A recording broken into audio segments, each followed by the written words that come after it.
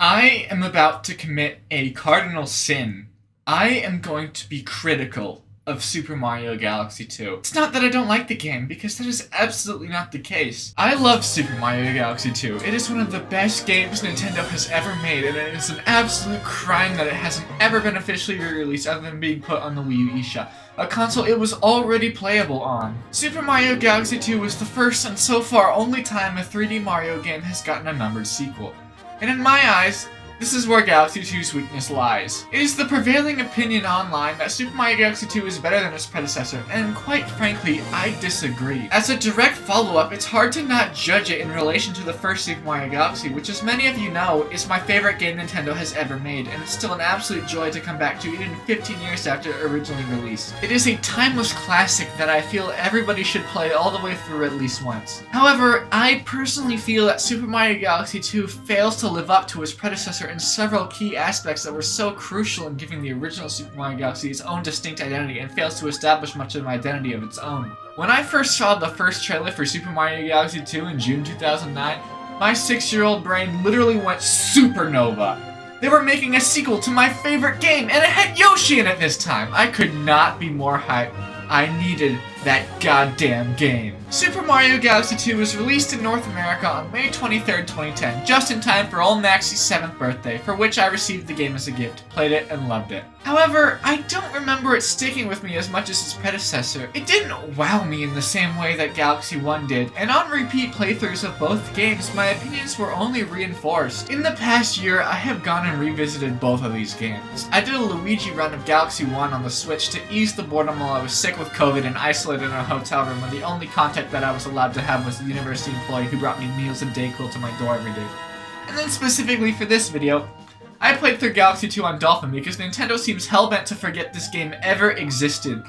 It is the only mainline console Mario game to have not gotten any sort of re-release on the Switch. I also just couldn't be bothered to undertake a full-on archaeological dig in my basement in order to find my dusty-ass Wii U. I don't think my mom would like that very much. It absolutely sucks that when the Wii U eShop closes, there will be no legitimate way to buy this game. Super Mario Galaxy 2 is more or less a retelling of the original Super Mario Galaxy game, which makes sense because Rosalina reset the universe at the end of the game.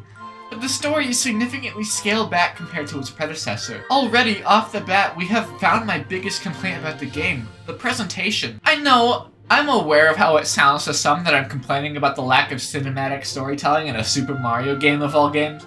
Especially since most Mario stories are just as complex as, uh-oh, Bowser took the princess again, time to go get her back for the 100th time. Like, for fuck's sake, how do you get kidnapped so many times? Super Mario Galaxy's cinematic storytelling gives it a distinct identity that makes it stand out from every other Mario game.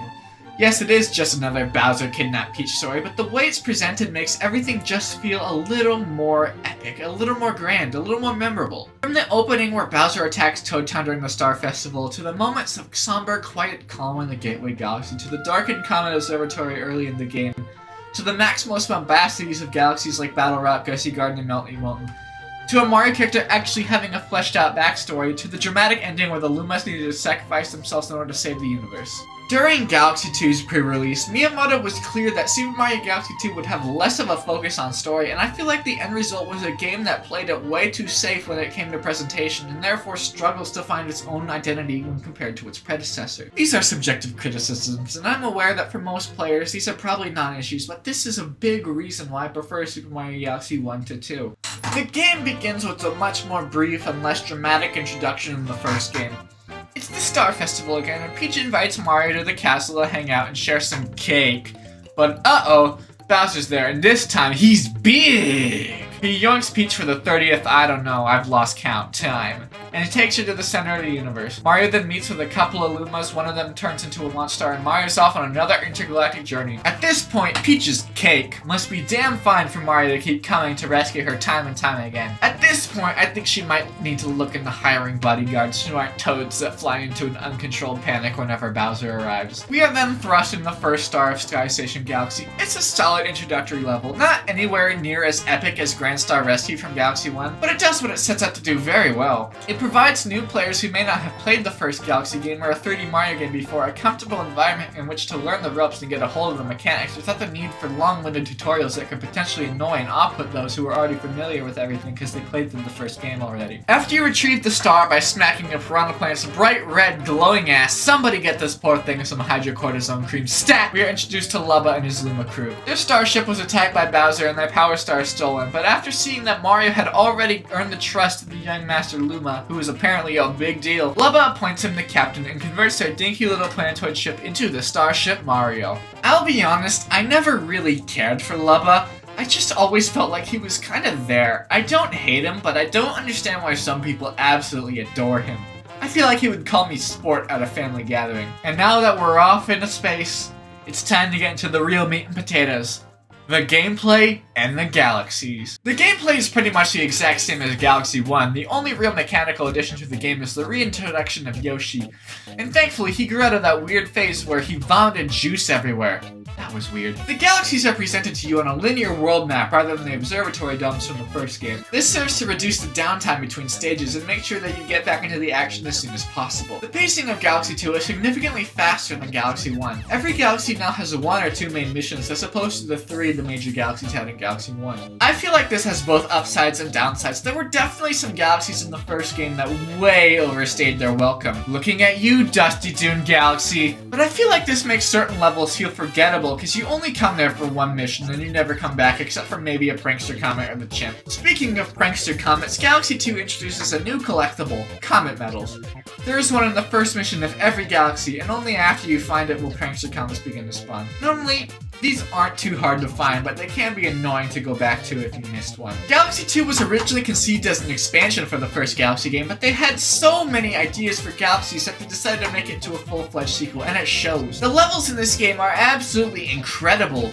They are so creative, and the game just keeps throwing so many new ideas at you. Every level has something unique to offer. There are so many amazing galaxies in this game. Sky Station, Yoshi Star, Spin Dig, Puzzle Plank, Boulder Bowl, Cosmic Cove, Tall Trunk, Cloudy Court, Supermassive, Starshine Beach, Chompwork, Space Storm, Slip Sands, Clockwork Ruins. Oh my god, there are so many bangers here. Some of them aren't gimmicky, of course. This is a Wii game, so they needed to include some motion-controlled gimmick levels. The dreaded ball stars from the first game are back, along with new levels where you have to use the motion controls to guide Mario and the bird Flezzard along a course in a similar vein to the Manta surfing levels in Galaxy 1. They're annoying, but there's only a few in the entire game, so it isn't really that bad. However, because I recorded this game on Dolphin, I use an Xbox controller, and you really don't want to play these levels with an Xbox controller. Spoiler alert, it don't work well. This game really does benefit from motion controls, and shows off what the Wiimote is capable of.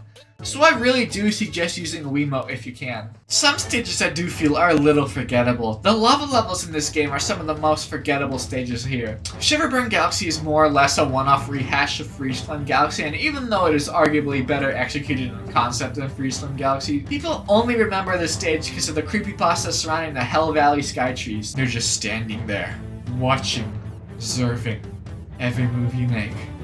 They're always there. Then there is Melting Monster Galaxy, which is a really solid first level, only for the rest of the galaxy to be bowling.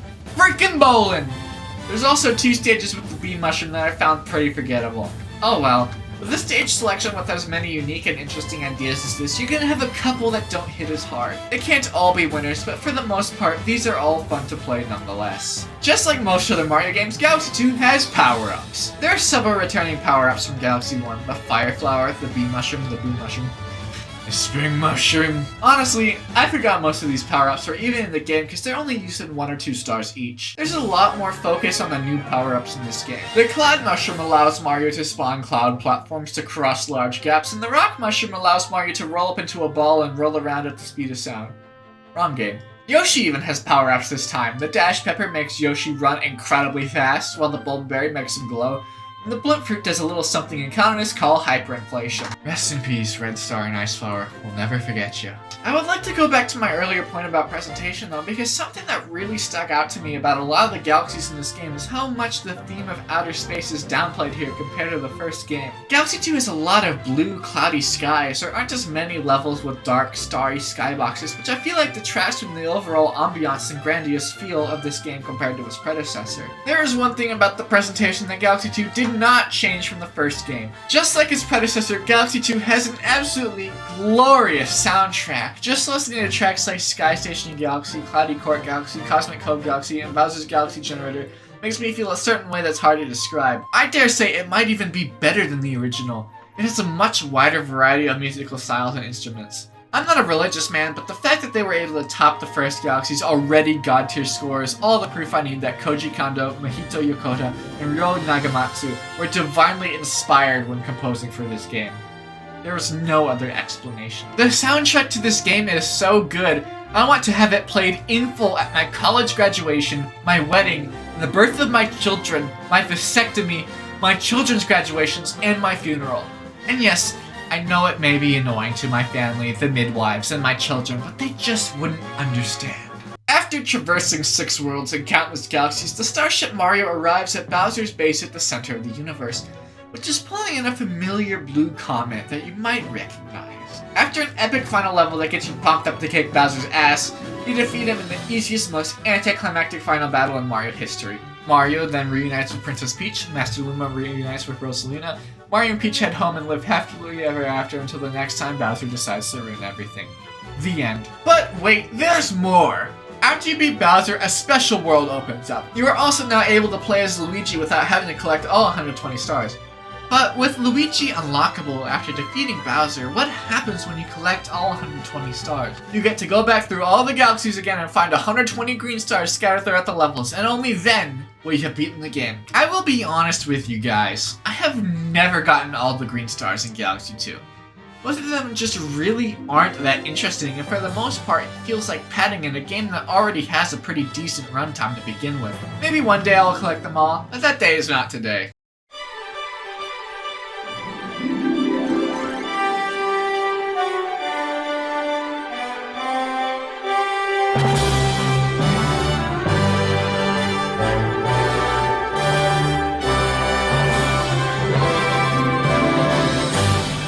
Super Mario Galaxy 2 is an incredible game. Let there be no doubt about that. But I still stand by my preference for the first Super Mario Galaxy. In some aspects, Super Mario Galaxy 2 surpasses the original by leaps and bounds. The level design, the soundtrack, yet in others, I can't help but feel like it fails to live up to its predecessor, such as the atmosphere, the presentation, the forgetfulness of some of the levels. It's because of these shortcomings that I feel like Galaxy 2 fails to establish its own identity distinct from Galaxy 1. But despite of all of that, I still love this game, and I've learned to love it even more while making this video. I can appreciate it more so for what it is than I was able to before, and while being a sequel, it will forever have to exist in the shadow of its predecessor. I can see why so many people prefer this game to the first Galaxy. Super Mario Galaxy 2 is one of the best games Nintendo has ever put out, and I can say that with absolute confidence. And I feel like everybody owes it to themselves to play it through at least once.